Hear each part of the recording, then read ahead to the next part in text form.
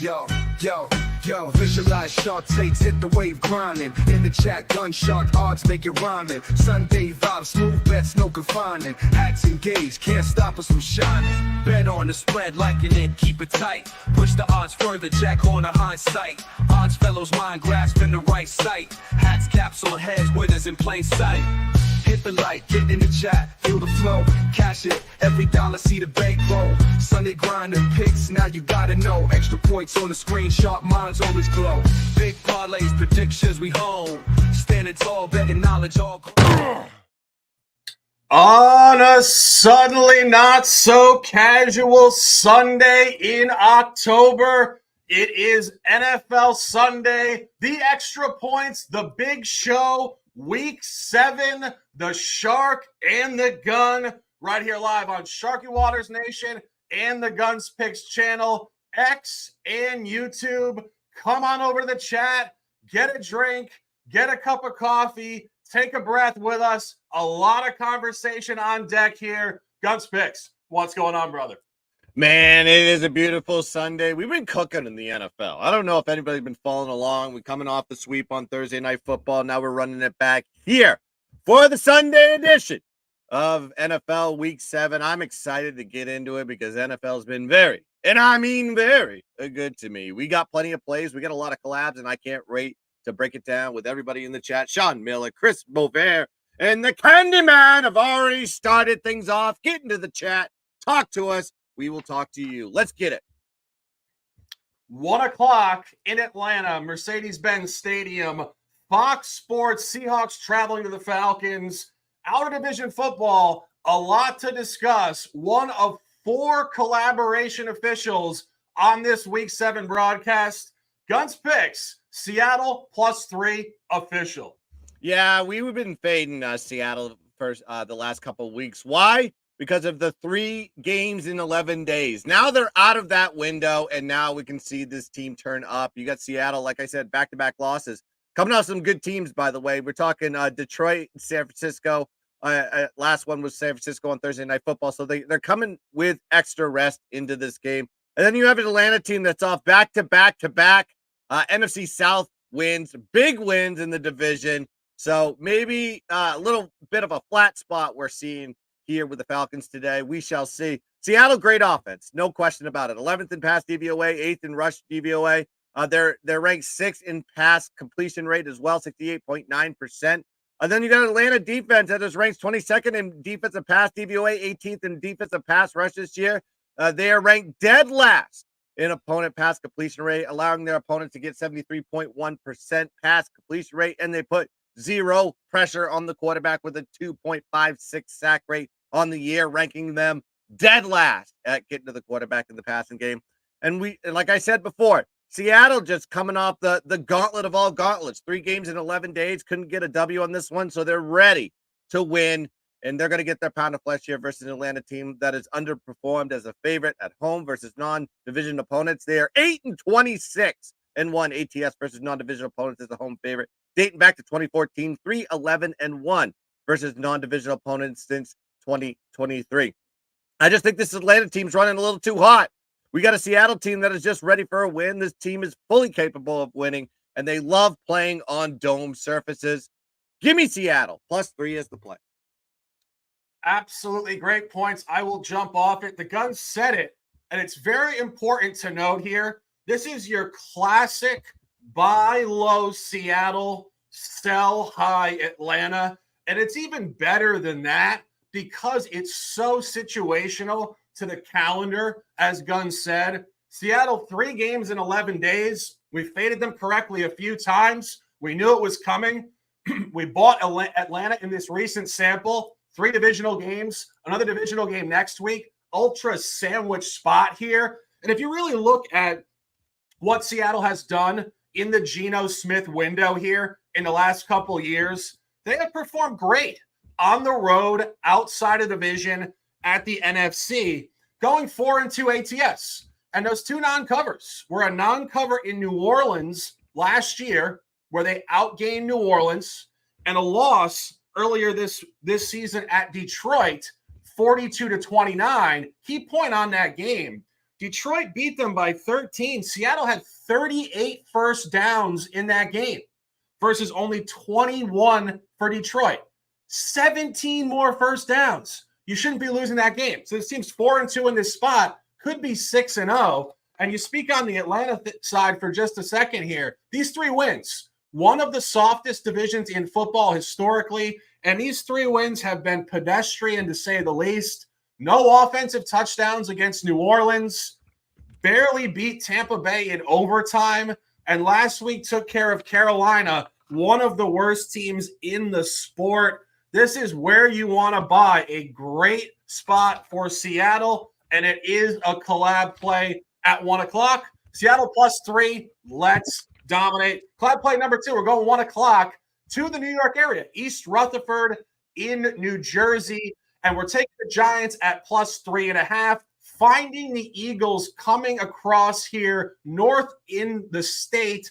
And I'll throw it to the gun for some opening comments. Yeah, we talk about stock prices here in terms of the NFL teams. The Giants are a stock that you got to buy right now, regardless of what happened to them last week on Sunday Night Football in that primetime loss versus Cincinnati. But they played very well on the defensive side of the ball.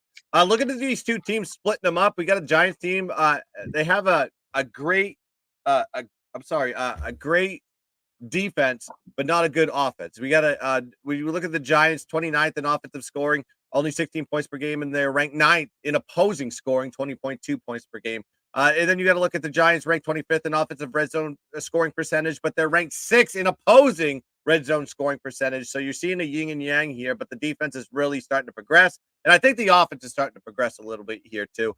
When you look at the Philly side, Philly is ranked 18th in offensive scoring, 14th in opposing scoring, and they're also ranked 25th in offensive red zone scoring percentage, and they're 5th in opposing red zone scoring percentage. So yeah, both teams not really the best scoring teams, but they can hold their opponents to low scoring. And then what is the strength of the New York Giants?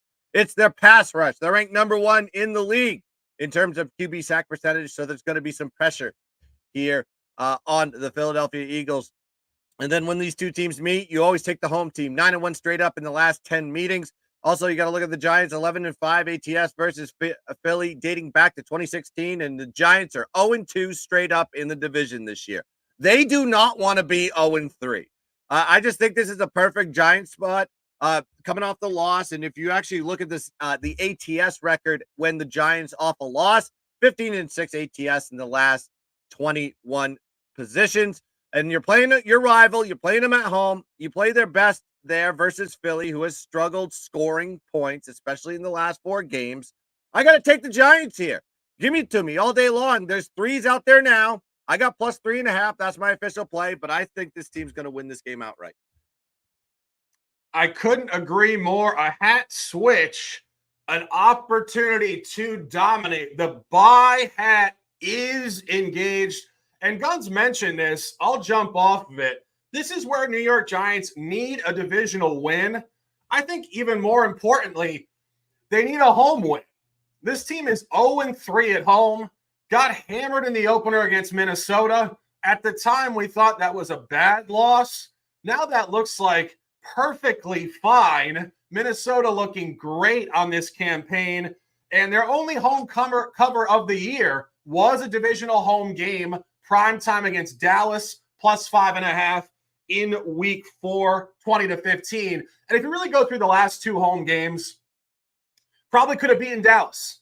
Outgained them in the game. Couple funky plays left and right. Go back to last week, a game against Cincinnati. We had Cincinnati correctly, so we're not going to complain here. But we will tell you, if you watch that game film, Cincinnati did not overwhelm the Giants by any stretch. The Giants had more yards in the game. The Giants had 11 more first downs in the game. They missed 2 field goals.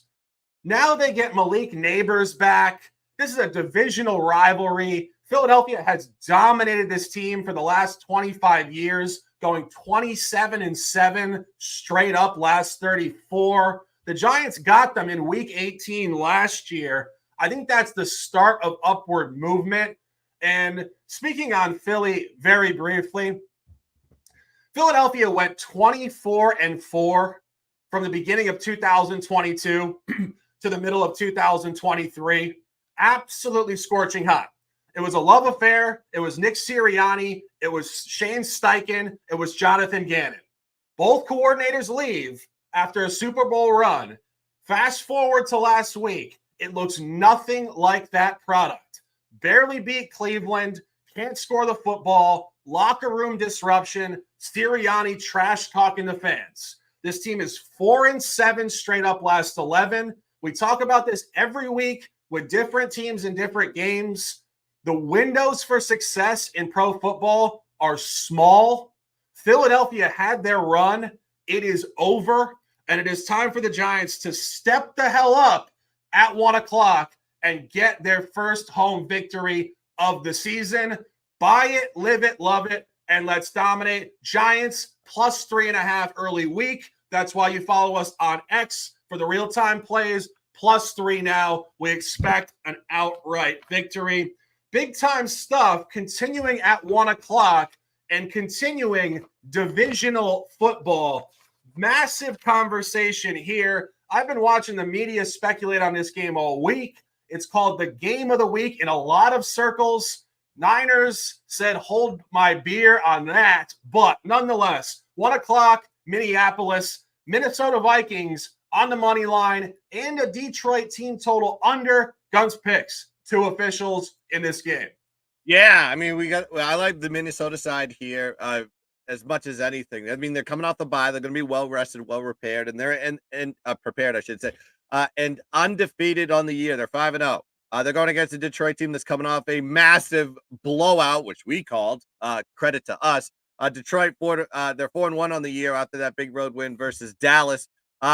Now, with the Detroit offense, they want to run the ball. That's how they establish. They're 6th in rushing play percentage, 8th in rushing yards per carry, and 4th in rushing yards per game. In the pass game, they're a little bit low on the pass percentages. They're 27th in pass play percentage, ironically enough. 3rd in pass completion rate, though. 1st in yards per play in passing. 21st in passing attempts per game, and they're 4th in passing yards per game. But 22nd in opponent thrown INT thrown percentage, so they're susceptible to turnovers.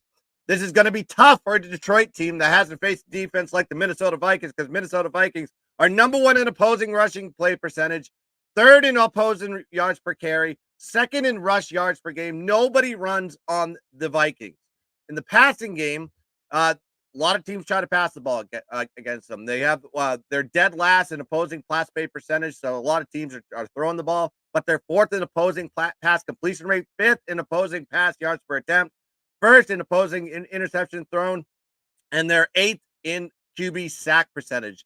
So when you see stats like that, it just tells you Minnesota always comes out swinging, and they get up so much that these teams are forced to pass the ball and get rid of the run game. And I think we may have one of those situations here. Also, you got to look at the 2x revenge here with Minnesota, both losing both meetings last year four and 2.5 point dogs. And now they're favored here, but you got to look at who the quarterback was in those games. It wasn't Kirk Cousins. It wasn't even Josh Dobbs. It was Nick Mullins in both of those situations last year. So take that with a grain of salt. They had a -3 and a -2 turnover ratio in that game. And I don't think Sam Darnold is going to be like, do that to the Minnesota Vikings here. They're also 1-6 straight up in their last 7 games of the year in last year for Minnesota, to give you an idea how bad that team was when they had to play their back. Actually, I think they had to play Detroit two times in 3 weeks. I just think it's a bad spot for Detroit coming off that emotional win over Dallas on the road. Sunday game of the week. Now they got to carry that momentum versus Minnesota. And also there is going to be a trend, and I'll give that to Shark. They're on a back-to-back stretch on the road, and they have underperformed in those situations. So give me Minnesota money line as the play. Yeah, a lot to unpack in this game, as I've seen a lot of people on the Lions. And what I really want to detail before I go to that statistical point, I want to look at the calendar for both teams. So the Lions, and let me just say this, anybody who's watched this show for 3 or 4 years knows we love the Lions. So if we're fading the Lions, take note. Look at the Lions calendar. Barely beat the Rams in the opener, went to overtime to win, then lost outright to the Bucs, then barely beat Arizona in Arizona. Got very fortunate on a couple sketchy calls to win that. Then got outgained, as I mentioned, by Seattle significantly. Seattle 17 more first downs in that game to win that one, and then beat a very poor home Dallas team last week. Dallas is not who we thought they were. Dallas is terrible, so that's a soft win. Seattle game, they got outgained, and the other 3 games, they almost lost all 3. So this is what we said last year at the back end of the year. Very similar to what I just said about Philadelphia. The ATS window for Detroit began in the end of the 2021 season. They were significant underdogs every week. Jared Goff caught wind, and they covered about 90% of games through the end of last season. It has shifted. And you go to the Minnesota side of this game, I want to look at this calendar too. People were talking to me this week. They said they're too hot. All right, let's have that conversation. At New York, blowout win. Come home. So they're hot on the road against a bad team, right? They get San Francisco, beat San Francisco by 6. Okay, they beat San Francisco. Now they got to let down. Houston, great upstart team. Back-to-back home, this is going to be a loss. Nope. 34-7 blowout win. Okay, 2 home wins, 3-0, way too hot. They got to go on the division road, Green Bay. 28-3 in the first half. Okay. Division, 4 in a row. Now they got to go to London. Hammer down first half against the Jets. This team is beating out of conference, in conference, home games, road games, every situation you can find. And what I think it really comes down to, this team has a dog deeper than most inside of them. And that's a key point when you're going up against a Dan Campbell team, who is one of the biggest dogs in the league. This guy, Kevin O'Connell, is an elite psychological manager of this group. The team is behind him. He found Sam Darnold. We talked about this last week. Sam Darnold, when he started for the Jets as a rookie, was the youngest starting quarterback in NFL history. He's not old. He's younger than Joe Burrow. Keep that in the front of your mind about how young this guy is. He's been through hell and back with a couple other franchises. He's in his comfort zone now. This is a 3X revenge game, actually, Guns. They lost the last one in 2022 as well. They will be absolutely jacked. This has nothing to do with a bye week or anything. And the final point, as Guns was alluding to, in the last 2 years, 2.5 years, I should say, in the second leg of a road sequence, Detroit is 1-6 straight up. 1-6 straight up. Big road win, stay on the road, go in the division, get your ass kicked. We love Minnesota today on the money line, -125. My next play, going to Indianapolis at 1 o'clock as well, taking the Colts at -3. And I think this is an interesting spot because I think this is where we really discuss week to week what is bad contrarian. There are certain markets, there are certain handicappers, certain bettors across this country and world that obsess over underdogs just as bad as some people only bet favorites. And you will see syndicate movement. And the line is moving towards Miami in this game, and I literally am blown away by it. This is Tyler Huntley on the road. This guy has never been good as a professional quarterback. He was briefly propped up by a Baltimore Ravens run-heavy scheme and great defense last year and the year before. And you saw what he did in limited duty so far this year. Got absolutely blown out at home by Tennessee. This is going to be a far more difficult spot than a home game against Will Levis and Mason Rudolph. This is Shane Steichen, Anthony Richardson at Lucas Oil Stadium. And this is where Shane Steichen is 7-2-1 in his career in the last 10 at home at Lucas Oil. And something Guns and I were talking about before the show, Anthony Richardson was hurt most of last year, and he only has 2 career wins, both at home in their 2 most recent ball games against Chicago and Pittsburgh. Chicago and Pittsburgh are harder outs than Miami, and Miami barely beat New England last week before the bye on the road. Late touchdown, 15-10. I'm not entirely sure what the splits are in this game. This could be a public take. I honestly do not see a single ounce of merit to taking Miami here. I think Indianapolis continues upward movement in Anthony Richards' career. Take Indianapolis here at -3. We're going to throw it back to the Gun. Forgot to mention something in the Detroit game. Yeah. A beautiful conversation it is. Guns, Detroit team total under 25.5. Yeah, it kind of correlates to our play with Minnesota here. So Shark talked about the trend of road back-to-back when it comes to Detroit. This kind of plays into the team total under, which I like here with Detroit. So we explained back-to-back, they always regress. Their average total in those spots are 14.1 points per game scored. Minnesota is currently ranked third in opposing scoring. They're giving up 15.2 points per game and 12 points per game at home. And then you got Detroit currently ranked first in offensive scoring, 30.2 points per game. And they did that versus some really weak teams that give up a lot of points. We're talking about the Rams, 29th in opposing scoring. Tampa, 19th in opposing scoring. Arizona, 27th in opposing scoring. Seattle, 25th in opposing scoring. And Dallas, who's ranked 30th in opposing scoring. So these are all bottom feeders that give up a lot of points to their opponents. Then you got to look at Minnesota. Has not allowed more than 29 points to opponents all year, and that was due to a fluky second half, if you remember, when they got a big lead on the Green Bay Packers and kind of took their foot off the gas pedal and let Green Bay kind of trickle back into that spot. Then you got to look at Detroit team total. It's set at 24.5, 25.5, depending on what books you're getting at. That's 6 to 7 points below their season average and 10 to 11 points below their road season average. So that is a high indicator to me that we're looking at a position where Detroit probably not going to get a lot of points in this game. So if you can find a 25.5, great, because that's the number that I got. But take the under on the team total. If you got it at 24.5, still fine. Under the team total, 24.5, 25.5 is the play. Yeah, speaking of unders, my only under of this week, 1 o'clock Lambeau Field, out of division football, out of conference football, Houston at Green Bay, taking the under at 47.5. If you bet that now, you'll get 48.5. And I think this is a very contrarian under. And I think it's a great spot to fade recent history. Last week, Houston scored 41 points at New England. And I just looked at my monitor here.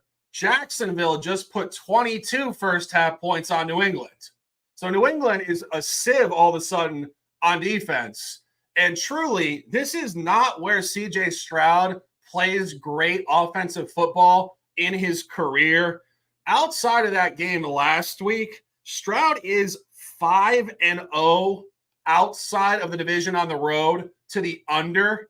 And he's very notably poor against the NFC and this year. This is the third time Stroud will be facing this division, the NFC North, this year.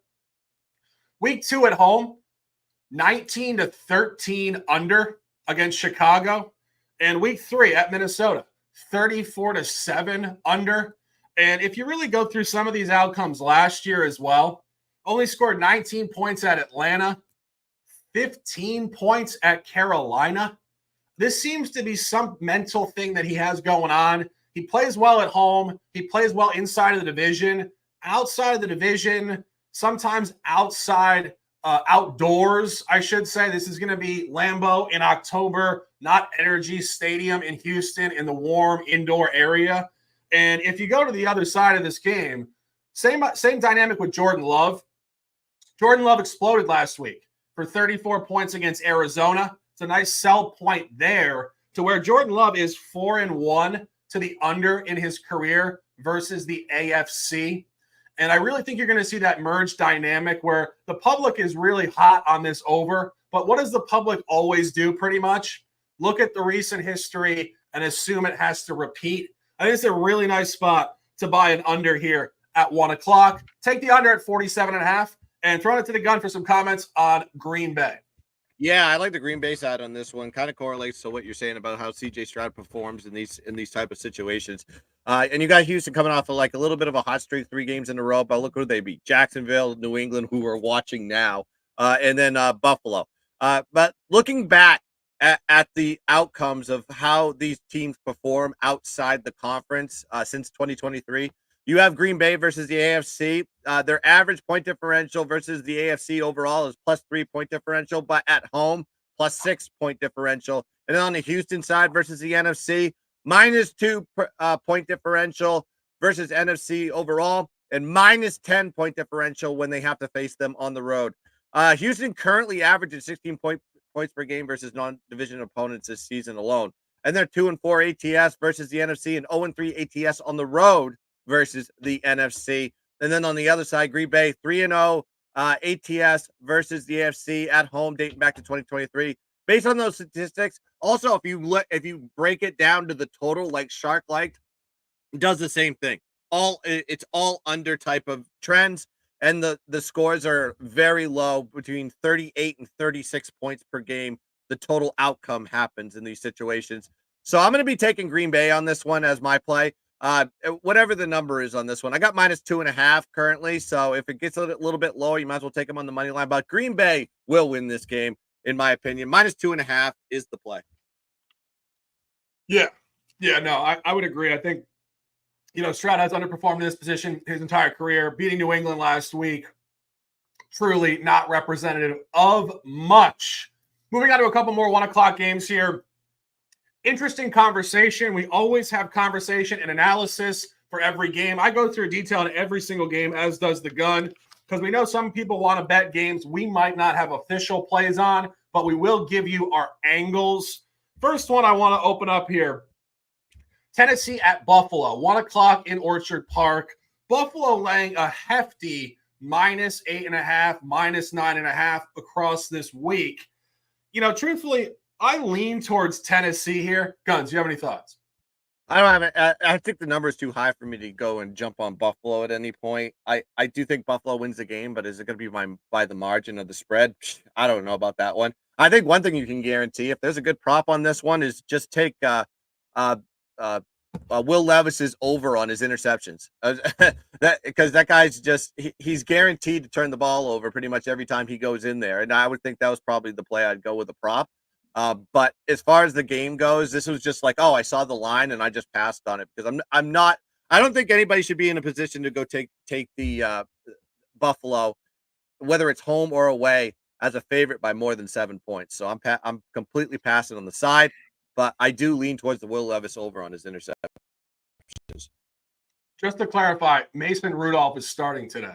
Oh, well, if that's the case, then I'm good. I'm going to pass on this one. I told you I didn't look at this game at all, and there's a reason why. I saw that line and I said pass. So for me, nothing. I got nothing on that one.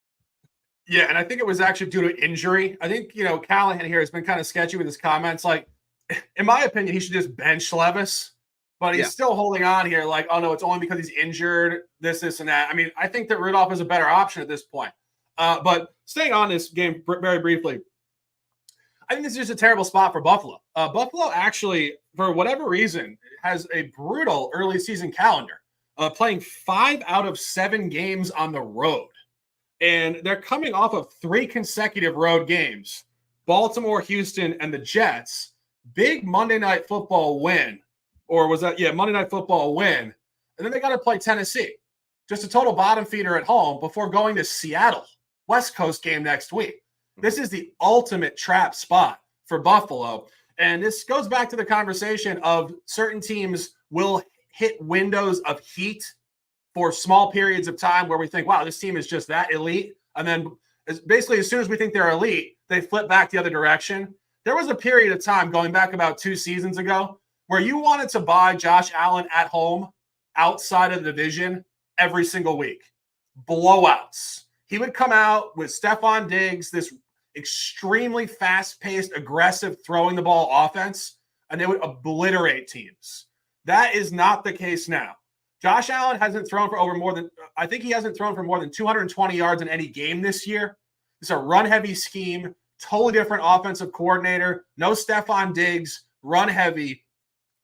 This is truly where margin doesn't really exist with this team unless you're playing Jacksonville.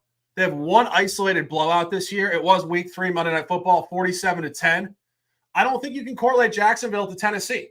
I think Tennessee has a better coach, first-year coach, far more motivation, better group, better camaraderie, and a better defense. And I think that ultimately when you look at what Tennessee has done in this window, Tennessee has played reasonably well in 3 of their 4 outright losses.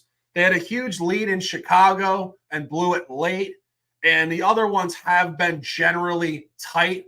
I think this game is going to fall inside of 8 points. If you want to bet this game, which I'm not entirely sure how many people do, take the Tennessee side here and expect a game inside of 8. Guns picks. Talk to me. The prop gun mind was just swirling as you were talking, and I kind of got inspired, and I had a little light bulb that went off my head, and I remembered this is the Buffalo Bills here. They stink against the running backs as far as passing and far as rushing goes. We took advantage of it in the prop gun with Brees Hall, and I think we can take advantage of it here with Tony Pollard because Tony Pollard's going to get a lot of the carries today. He's going to get a lot of the rushing. He's going to be there for the receiving because Tajay Spears is out. I think this is a good opportunity to be taking Tony Pollard props. I'm talking rushing attempts. I'm talking rushing yards. I'm talking rush receiving yards. I would hit as many of the overs on his stuff today and just hammer down on that one. But, responsibly hand. We're talking about half a unit each on these ones. But I think the opportunity here is Tony Pollard overs situationally is going to be a good spot. I may even have some plays on this one. I just got to look at the numbers a little bit, which ones are the best ones. But Tony Pollard looking exciting for the prop gun. Yeah, no, 100%. And our guys in the chat, Galen, what's up, brother? Let's dominate. Peter Gracia, Bob the Candy Man in the house says he's got Cooper to throw to. I want to make a comment on that. One of the biggest fraudulent narratives you unfortunately will hear that people will spew, I would say. They watch TV, they hear the headlines, the media hyper sensationalizes names, and they think that one random receiver who played for the Browns, who's in the later portion of his career, is going to change the architecture of this game. This is not going to change anything. There's going to be no camaraderie. I honestly don't think he'll be integrated in the scheme at all. As I mentioned, this scheme is not even really centered around wide receiver one at this point. It's much more over the middle, Josh run, hand the ball off. This is the polar opposite from the Bills 2 years ago. So I honestly think Cooper might have poor numbers with the Bills. I think their scheme doesn't match what he's going to do here at all. And he's older. What is he, 30, 31, something like that? Yeah, he's in his 30s. Got to be, right? Yeah, this is just a classic big name, media sells you, and then he does nothing. I don't think this is going to have any effect at all. And I think the total in the game actually reflects that. The total is only 41.5. If the Bills were going to explode with Amari Cooper like old school Bills, those old school Bills would put up 40 points in this game alone. So I think this is going to be one of those just garbage games, like 23-15 or something like that. It's he's 30 years old, by the way. Okay, but regardless, for a wide receiver, that's like as being 45. Yeah, I was going to say that's like very late prime, very late prime. I mean, so and I even heard the media this week talking about the game. He had 265 yards last year. Yeah. See, and that's what sticks in people's heads though, because they see that and they're like, oh, he's like so elite, and it's like he had one great game last year, awesome, And again, just don't take it for granted. When you move to a different team, it's a lot of moving parts. It's not fluid. So I think you have to have chemistry with the quarterback. That's the thing. It's like you don't get that overnight. And I mean, it's going to be a different scenario here with Rodgers and Devontae Adams, because those guys have been worked together before. Those guys know each other. They probably even still work on the offseason. There seems to be a friendship there. That's a little bit different scenario. This one, those guys have never worked with each other. You don't know, I can't imagine a wide receiver. You have to understand their cadences. You have to understand their throwing velocity. You have to understand where they like to throw it. It's like you don't learn that overnight. So, yeah, I agree with you, Shark. Don't get who cares if the guy's a high-profile wide receiver. It's going to take, maybe 3 or 4 weeks to him develop some camaraderie with his quarterback. Oh, without question. And, of course, we will get to that Jets game later. Last game at 1 o'clock here. Divisional football, I think an interesting game, 1 o'clock. In Cleveland, Browns coming in here off a couple wins, showing signs of improvement, but I don't know if this is where they really perform particularly well at Cleveland in the Joe Burrow era. Guns, I have some notes on this. You have any opening thoughts? I've been staying away from Browns games as much as possible because it's just until they make the switch at quarterback and bench Watson. There's something that's going on there, and I know it has to be an exuberant amount of money has been invested in this guy, and you feel obligated to play him, but he's ruining your team. He's ruining your offense, and if the fans know it, then the team knows it, and it affects the locker room dynamic. It affects the defense. It's a whole bag of it's a black cloud around the entire locker room, and it won't change until you make the switch. And I think people would welcome the switch, but it's not their decision to make. So, all that being said, I've just made it, and I don't want to take anything because you think the Browns are in a buy spot eventually, right? That's usually how we go with these shows. But the Browns are never in a buy spot because they're just so inept on the offensive side of the ball. They can never stay in games. And it seems like it's just automatic that you take the other team and it cashes. But that's not capping to me. So I don't want to even have any involvement in this game. I'm going to throw it out the window. And if they make the change at quarterback, I'll revisit the Browns. Yeah, when I was looking at this, it's a tough game, but I do think this could be a Cleveland side, actually. If you look at Cincinnati, they are 3-0 ATS on the road.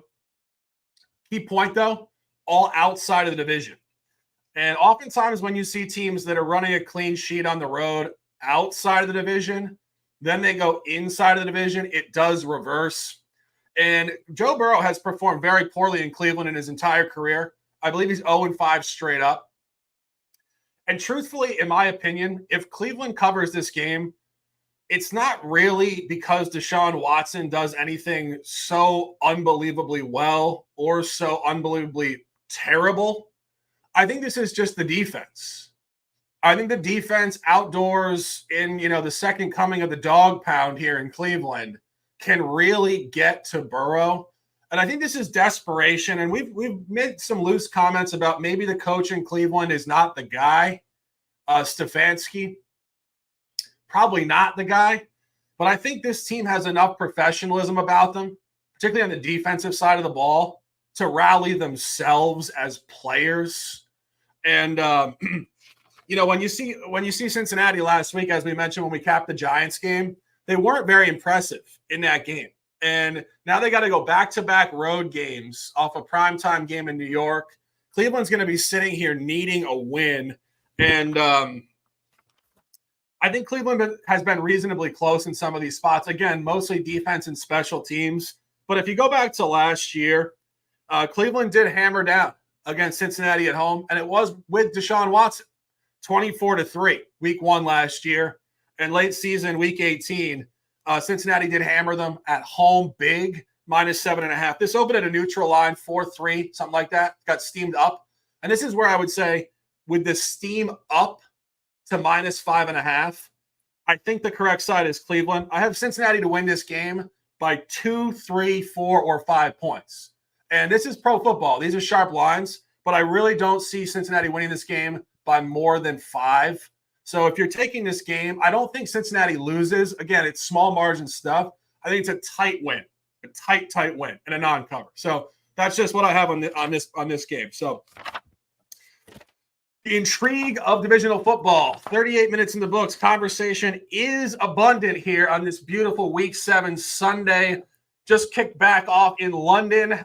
Life is beautiful. We see you guys in the chat. We're going to 4 o'clock here, and we're going to go big-time football right off the bat. 4:25, Levi's Stadium, Santa Clara, California. Chiefs at 49ers. We've been fading the Chiefs all year. We've lost a few units. I think this is where you want to stay the course with the right idea. And this has steroids attached to it from the points for the 49ers. The gun is on it. I'm on it. I'll throw it to the gun. San Francisco money line official.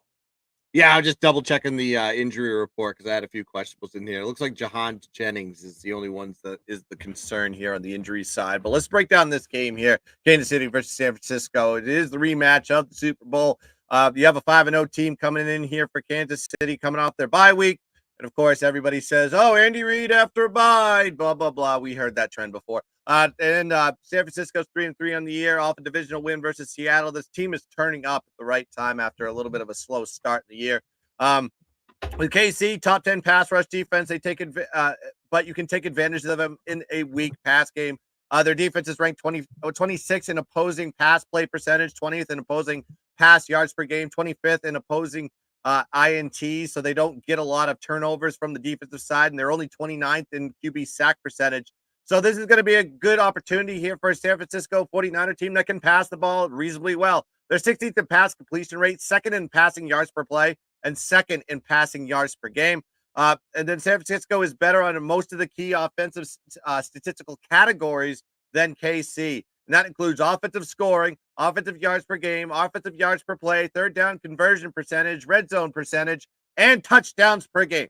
San Francisco on the offensive side, just a better squad. On the defensive side of the ball, both defenses are pretty good. Top 10 defensive rushes. They have their vulnerabilities in the pass game. But San Francisco is also top 10 in creating turnovers, where KC is ranked near the bottom 25 at creating turnovers. And then, yes, I talked about a lot of key injuries in this one. It seems like the guys we thought were going to play are going to play on this one, except for Jahan Jennings. So they should be okay as far as the personnel is concerned because there is depth in the wide receiver position. Looking at the history, KC has just owned the San Francisco 49ers, 4 straight matchups, including 2 Super Bowls. And in those spots, San Francisco was always the dog in those spots, every single one of them. Now they're the same. You're seeing him sitting here as a favorite for once at home. But San Francisco did not do well last year versus non-conference opponents, 2 and 4 straight up in ATS. But 3 of those were on the road. 2 of those were 2 were at home versus Cincinnati and Baltimore, which were AFC playoff contenders and Super Bowl contenders for that matter. And then they had KC in the Super Bowl. So take that with a grain of salt when you look at those stats. This year, different story. 2-0 straight up in ATS versus the AFC with a plus 15-point differential and a plus 75 net yard average. I think this is basically a San Francisco spot. KC, in every single game, you can say, oh, it was a ref's call that got him that win. Oh, it was a toe on the end of the end zone line that called it an incomplete pass when time expired. It's always something with KC. Eventually, we got to keep fading them. And I told this to Shark on Friday. I'm going to keep fading KC till I'm broke because I just don't understand this team. I don't understand how they're winning games. I think their uniform should be changed from red and white to black and white striped at this point. This is not a KC spot. It's a San Francisco spot. So give me San Francisco money line as the play. Absolutely. Absolutely. And just jumping off it. I did a video last year and I said the 49ers are the disruption. And what I mean by that truly is this team can beat anybody in the league, and they can beat anybody in the league by margin. And I think a really noteworthy point here was San Francisco. San Francisco is still only 3-3 straight up. So you want to buy this team. And if you go back to last year, they were actually 3-3 straight up, weeks 3 through 8. So an identical sample. And then between weeks 10 and 17, they went 7-1 straight up at ATS.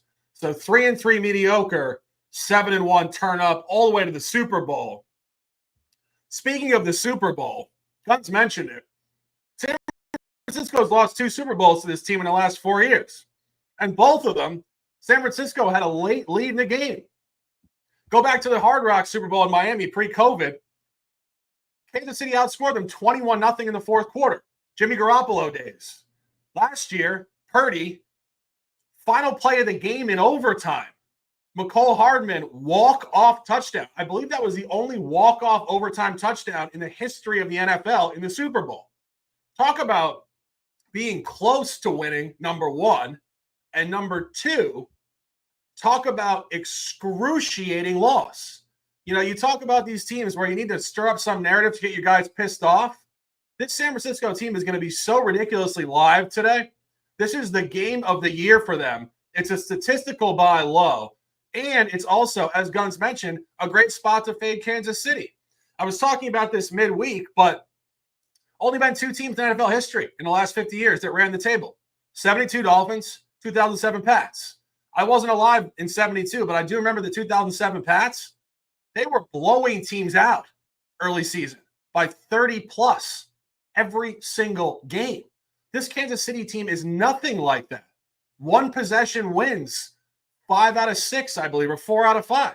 And the only one that wasn't was a game against the Saints. The Saints were only down 3 points in the fourth quarter. Derek Carr gets hurt, and the Chiefs score a touchdown to cover late. Chiefs have been unimpressive. Mahomes does not look great. The personnel is sketch. It's something we talked about when we detailed Kansas City becoming the new Patriots. They don't take these early season games that seriously. They haven't really played a lot of great ball recently. This is a turn-up spot. This is going to be a hammer-down spot. Final point on this. Last year, Kansas City played a rematch of the previous year's Super Bowl in the regular season against Philadelphia. Philadelphia did revenge the Super Bowl against Kansas City last year in Arrowhead. So if Kansas City can't hold at Arrowhead, what do you think they're going to do at Levi's Stadium? Take the Niners today. Big time spot. Guns picks. More comments. Yeah, you said walk-off touchdown in the Super Bowl. There was actually another one, and it was these guys right here, 28-3 comeback versus the Atlanta Falcons. That was a walk-off. No, what I meant was on the final play of overtime, like the literal final play. Like that was a final play. No point. There was 3 seconds in the game. Like it was about the I see what you mean. Okay, no, when you say final play in my mind, it's the walk-off touchdown. I got you. No, that's what I meant. No, I agree with you. I was only saying it was like literally the last play in overtime. So I don't know. They would have. I guess if they didn't get it, they would have lost. Right. If they kicked a field goal, would have gone. We've never had double overtime in the Super Bowl. Crazily enough, that would have been sick. That would have been awesome. Yeah. Right. I see what you mean, though. Okay. Right. Fair enough. Fair enough. Moving on. Because there's definitely been some other walk-ups, I think, in the Super Bowl. So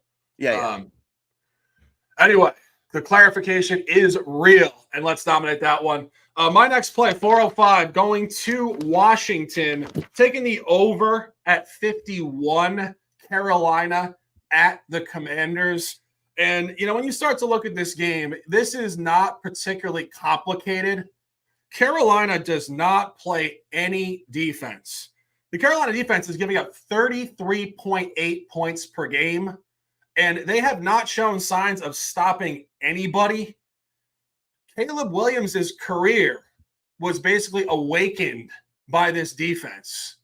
And I think that Jaden Daniels is going to go absolutely nuts on this team. And you look at what Washington is doing against these totals. Washington is 5-1 versus the over. They're 1-1 versus the home over. But I think it's very important. They went over at home against Cleveland. Cleveland can't score the ball, and Washington still carried them over 34-13. And they're only under at home against the Giants 21-18. Very important stuff there. Washington kicked 7 field goals in that game. And Guns and I were talking about this the other night after we did the college show. Even more important about those 7 field goals, 6 of the 7 were inside of 33 yards.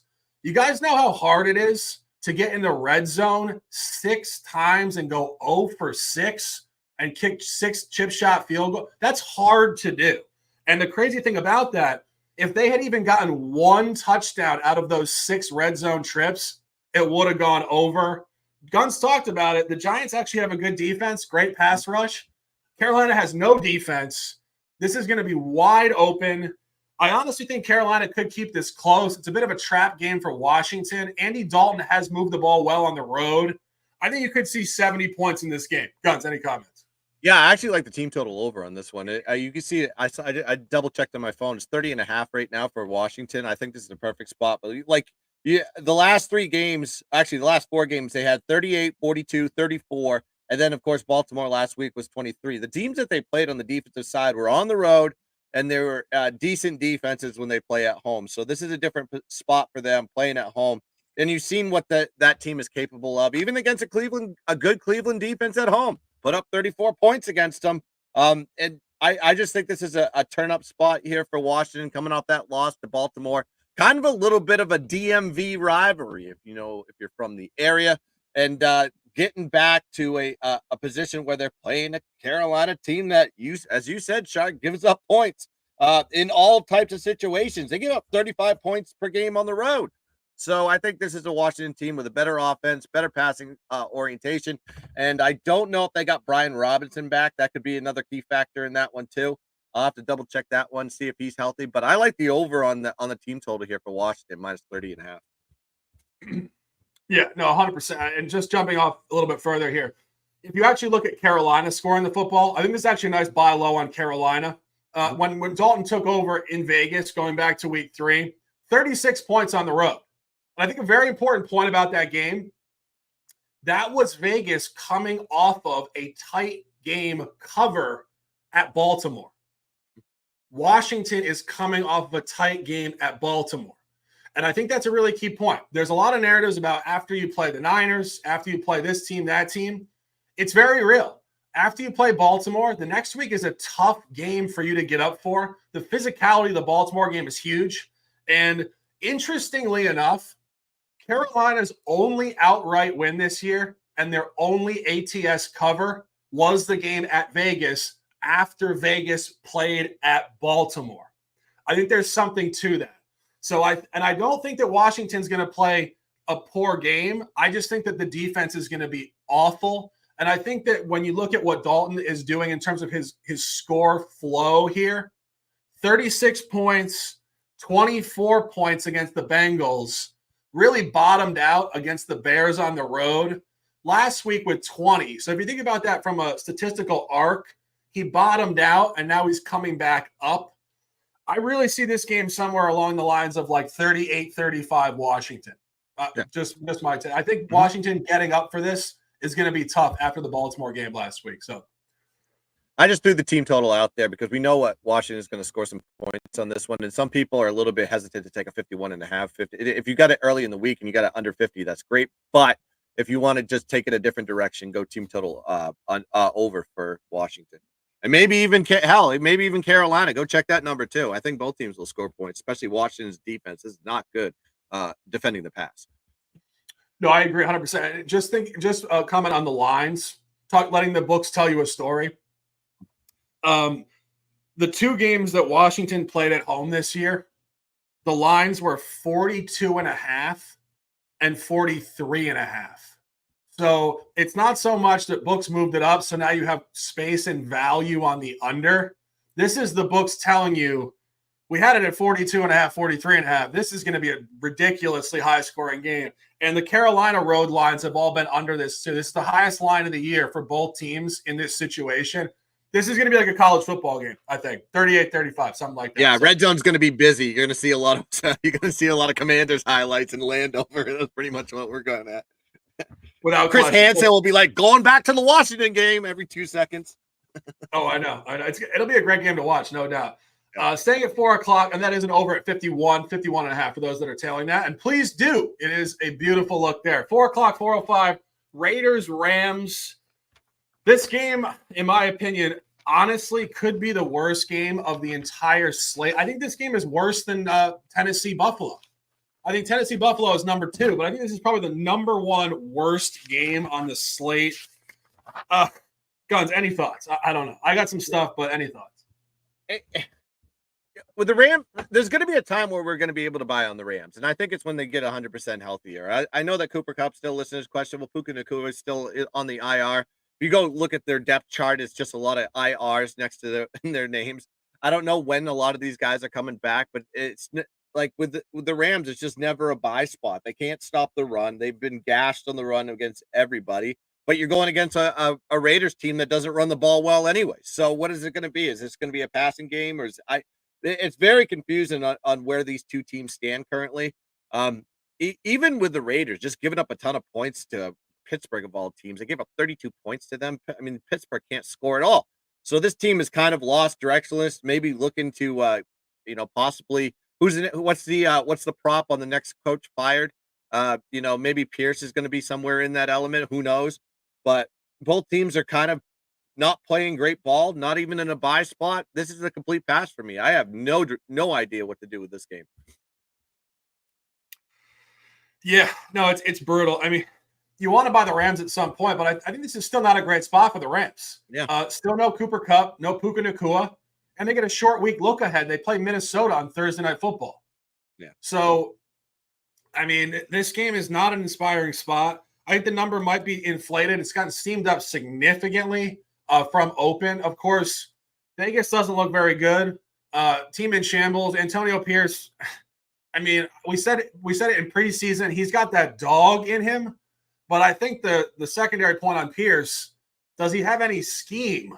Or is it just like a barking dog trying to get energy, but no thought or scheme? Because they look terrible. I do think 1 point outside of the fact this is a trap spot for the Rams that has some merit potentially to taking Vegas. Aiden O'Connell, the current starter for Vegas here, last year was actually 3-0 ATS on the road as an underdog, which I think holds some weight. It's the same quarterback and it was the same coach. So getting points on the road, Aiden O'Connell clearly playing for contracts.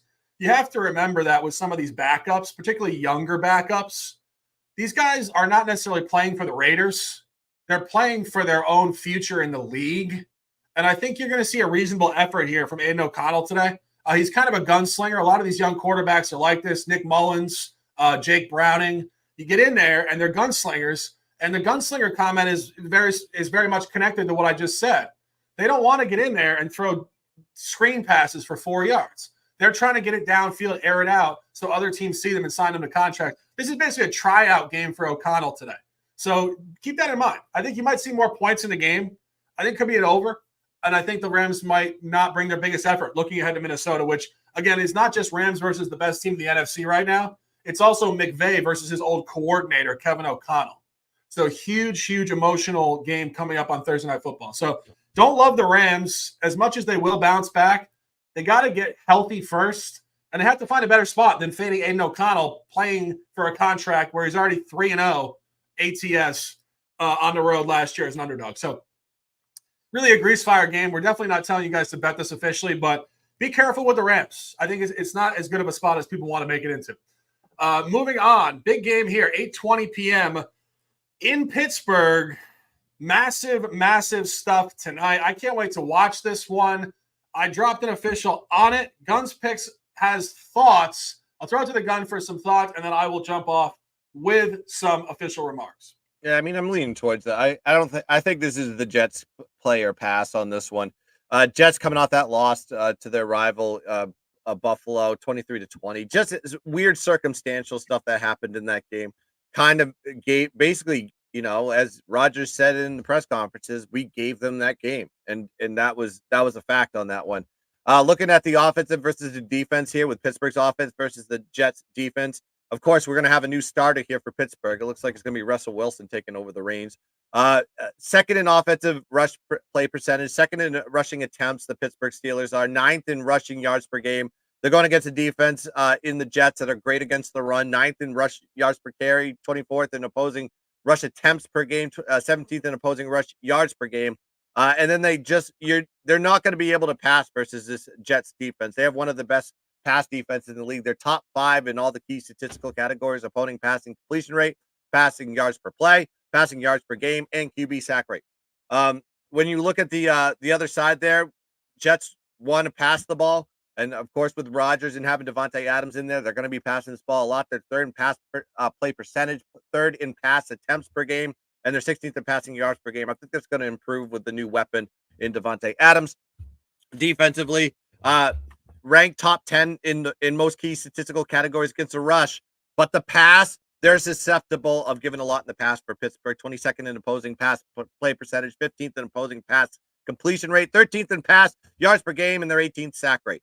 They're 20th in offensive scoring, but second in opposing scoring, and the same thing is direction on that one too. So you have two offenses really that are not good at scoring, but they're pretty good at stopping teams from scoring against them. Both teams are under teams, by the way. You want to use that category, and both went over their total last week. So I lean towards the under as well in this type of spot.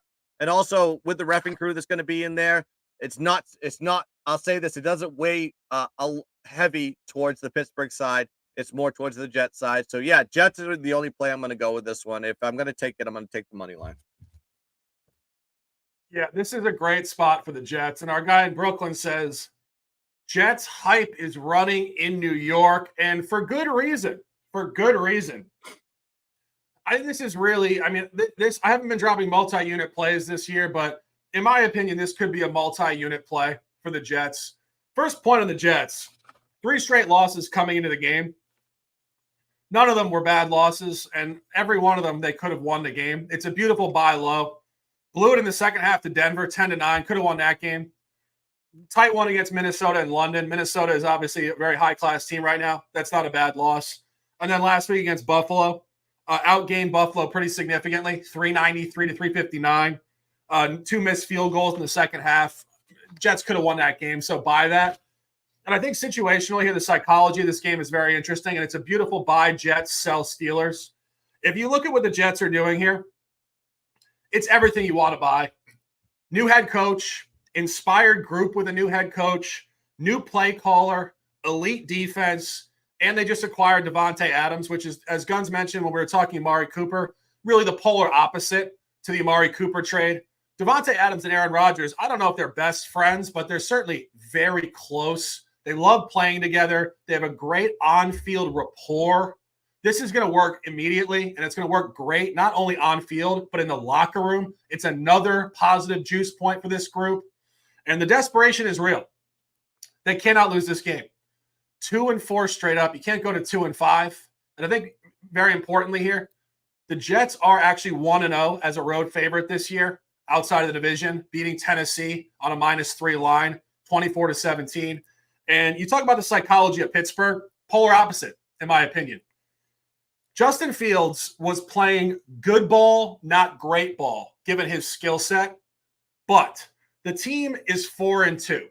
They're far better than Kenny Pickett version last year. The team seems to like Justin Fields. He's a younger guy, more so in the age group of most of their regular players, which does hold a lot of weight in professional sports. A 34-year-old doesn't connect with 23-year-olds as good as a guy in their actual generational window. Tomlin taking Justin Fields off the field here to replace him with Russell Wilson, in my opinion, is an absolutely terrible move. Inexcusable, in my opinion. I think Wilson is completely over the hill. He looked terrible in Denver. He played okay last year with Sean Payton against a lot of bad defenses in games that didn't matter. And I think psychologically this group is confused by the move, and I think it's a really skeptical move that's very much centered on the fact that Tomlin had declared Wilson the starter before week 1 when he got hurt. And now Tomlin, I think, is stubbornly saying he was the starter before. We have to put him back in. And something that I was talking about in my group chat midweek when this came out, go back to the 2001 Patriots. Drew Bledsoe was the starter. He got hurt the game after September 11th against the Jets at the old Foxborough Stadium. Thank you, Mo Lewis. Thank you, Jets, for that. But I will say this. Tom Brady came in, and Tom Brady in his first year was not throwing the ball 5,000 yards to Randy Moss. The scheme of the 2001 Patriots was run heavy, it was conservative, and it was a lot of short passes. Very similar to what the Steelers are running. But here's the key point. Belichick sensed a good energy with Brady and the group and the beginning of a journey with a young quarterback, with a young group, which is exactly what Justin Fields is with this group. And he said to himself, our starter's good. He went to the Super Bowl a handful of years ago in 96. You know, Parcells loved him. Kraft loves him, all this stuff. I'm the guy. I'm the coach. I'm Belichick. I trust energy. This is Brady's group. We're not putting Bledsoe back on the field. Putting Wilson on the field is so egregious. I mean, I could say it's a fireable offense. I mean, like, because you guys know I love psychology. I think this is so beyond the wrong move and disruptive. And I think the Jets are going to take significant advantage of this. And the final point on this, Pittsburgh has 4 wins. They beat Atlanta. They beat Denver. They beat the Chargers with an injured Justin Herbert. And they beat Las Vegas. A lot of soft wins there. And the fact that Pittsburgh lost to Dallas at home in primetime, I think the Jets are significantly better than Dallas. I think the Jets could get there with some margin tonight. This is probably the Jets coming out party. And I saw somebody, our girl Taylor Mathis, post on X before. She said, I'm so tired of the Jets. And I commented, I said, this is just the beginning of the Jets. Yeah. Welcome to the party, Taylor. Come on, get behind them. Guns, so you're officially on this? Yes, I am. The Jets money line for sure. That's the only way you're going to go with this one. I also lean towards the under as well. I think the opposing scoring is circleable in this event. And knowing that Russell Wilson is going to be the starter in this one, I've already seen the sample size, what he did with Denver. It's not going to be much different here. They're going to run the ball probably as much as they did with Justin Fields. If they try to pass the ball with Russell, he does not throw it long anymore. He's always dink and dunk, trying to throw it low. This is a bad spot here for Pittsburgh. I mean, making a QB change for really no reason, in my opinion, and then it's not going to bode well here for the Steelers. Yeah, so I lean towards the under, but I'm gonna be official on the Jets. 100%. Jets -1.5 official. That will be a collaboration play. And as I said, I don't give out multi-unit plays here because one thing that I don't like to do is tell people how much to wager. That's for you to decide yourself. We give you the plays. You decide how much you like the plays yourself. We're not going to manage your money for you, but this is really a multi-unit type of play. Monday Night Football, tomorrow night, doubleheader. A bunch of good teams, actually. I'm very intrigued by tomorrow night's games. First one here, 8:15 in Tampa. Baltimore laying 3.5 to the Bucks. A lot going on here. Guns, any thoughts?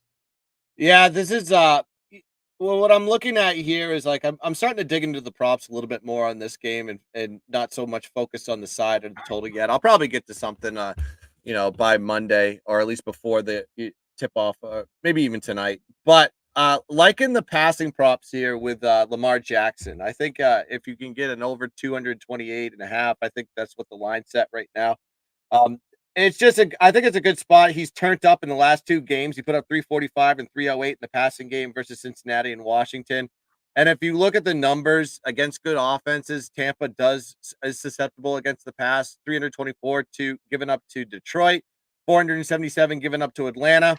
And then the other teams aren't necessarily passing teams, except for Washington, but that was week 1 with Daniels in his first start. So you got to take that with a little bit of a grain of salt.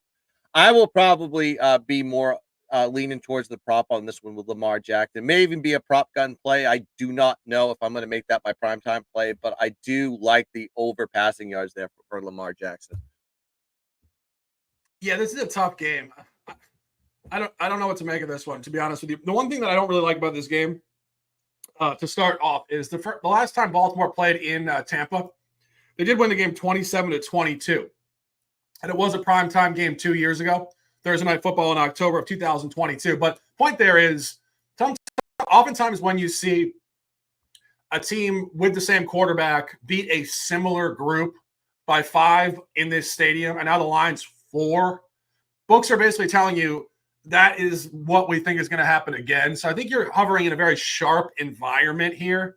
I don't really love buying Baltimore in this spot. Obviously, 4-0 last 4. A lot of, I would say, impressive wins. Obviously, blowing out Dallas early, holding on there in week 3. Blowout of Buffalo at home. Huge comeback in the division at Cincinnati. And then a cover last week against Washington. Every one of those wins is impressive in its own right. So I think there is a bit of an inherent letdown here. And they do have to go to Cleveland next week for a divisional road game on a short week. It's not as bad as the Rams spot on Thursday Night Football. Obviously, next week on Sunday, there is a little bit more time there. I still don't really like the spot. And I think this is where Baker Mayfield does show up. You guys know Baker is very emotional. He definitely plays to the spot. You saw him get crushed at home against Denver and then come back and hammer Philly. So if Baker cares about the game, he will play. And I think unavoidably he will care about Monday Night Football against Lamar Jackson. That all being said, I think the line's sharp. I would probably lean towards Tampa Bay if I was playing this, like a free player, a small player, something like that. But what, you think Tampa Bay lean or anything? I don't have anything on this one. I'm just I'm looking at how these teams perform home versus road. It seems like the totals are a little bit lower on the home side for Tampa this year, and then on the other side for the away, higher totals for Baltimore. The only thing I like is that passing prop right now. Anything on the side, nothing. I right now I got nothing. I got to dig into it a little bit further. This is one that I have just kind of like, okay, well, I'll look at this Sunday night, see if there's anything. But yeah, the only thing I looked at was the prop. Yeah, I agree. Tough game. Other Monday night game tomorrow night. I think this was a flex game. I'm not sure if this was originally scheduled for Monday night, but 9:00 in Arizona. Chargers at Cardinals. This should be a really interesting game. I think this is going to be a back and forth game. I think you're going to get a good effort from the Cardinals. They seem to kind of play up and down week to week.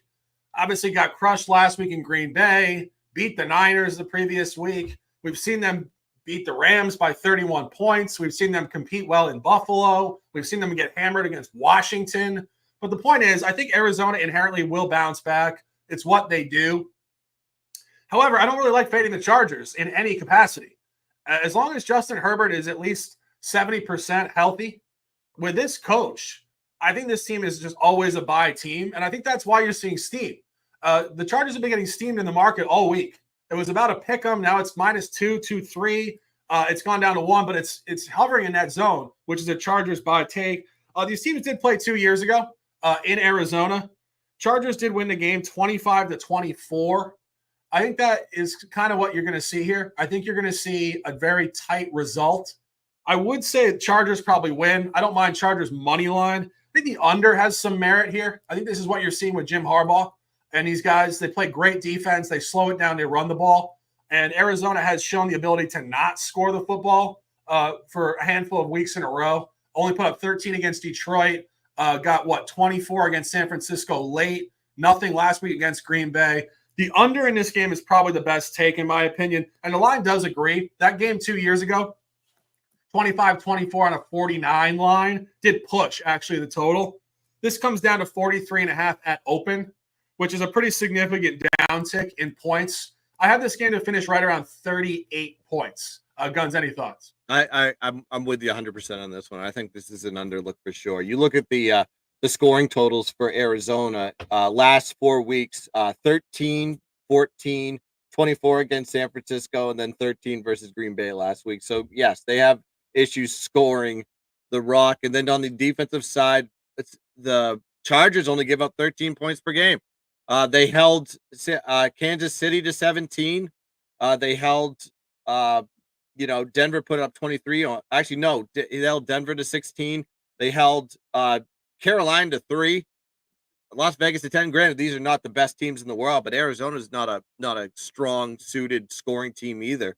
But I think if they can run the ball, which you can run the ball against Arizona, they give up 4.7 yards per carry per game.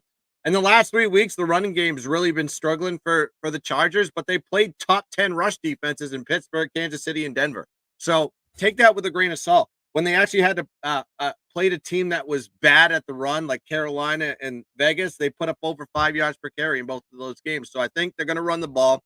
They're going to control the clock, time of possession, score methodically, and it's just going to be a long, just boring game because the Chargers defense will be rested. They'll go out in the field, they'll make their stops, and it'll be low scoring. So yeah, if they had a lean on this one, it'd be towards the under. Yeah, so I think probably the under best look.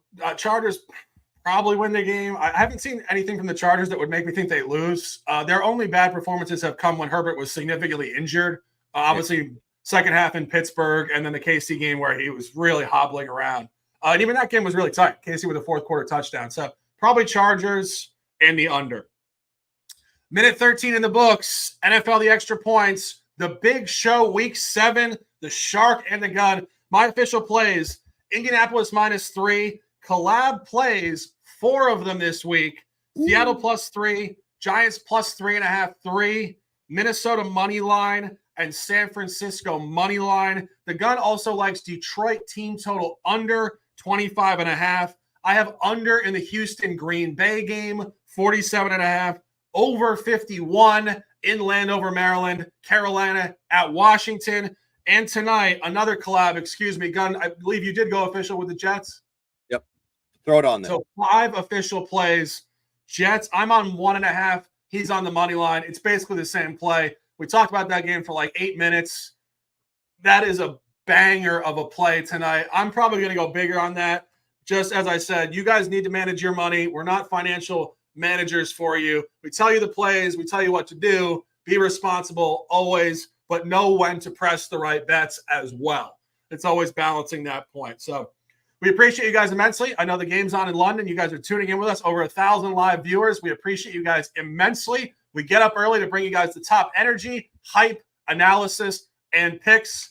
Have a great day, everybody. Cash the damn tickets. Guns picks. A pleasure as always. Close them out with some words, and let's dominate. Yeah, shout out to the chat as they came in there. We got Chad, Bob, the kind of man can, Sean Murphy, Christopher Boucher, Zach, Sam, just going down the list. Johnny King in the building, Peter Grasny, True Gun Disciple, of course, Galen Betts joining the chat as well. And all you beautiful bastards, Cody, Soundmake, and BK11.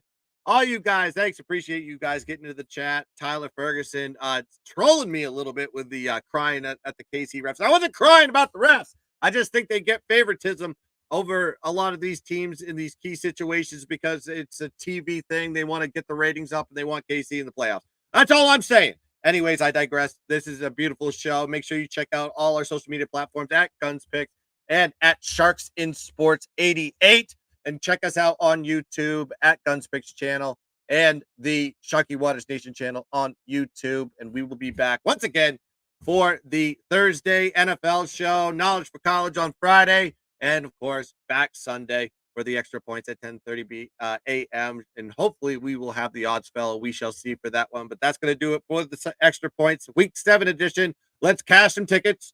Let's dominate the board. And as always, yep. Let's keep dancing. Yeah, bang.